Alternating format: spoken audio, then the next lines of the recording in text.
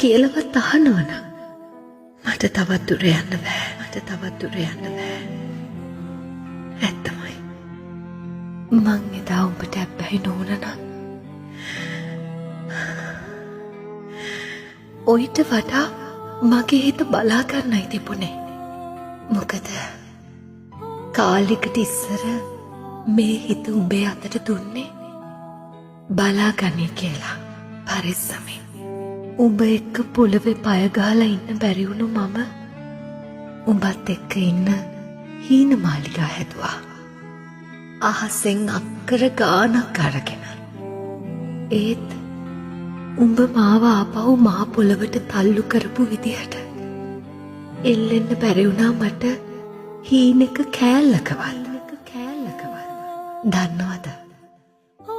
ආදරේ කියන්නේ සැනසීමට කියන සමාන පදයක් කියලයි මං හිතාන හිටියේ ඉස්සරනම්. ඒත් උඹ මගේ හිත රිද්දත්තේ වට්ටත්තේ මං තේරුම් ගත්තා. වේදනාවට කියන තවත් එක පදයක් කියලා ආදරේ කියන්නේ.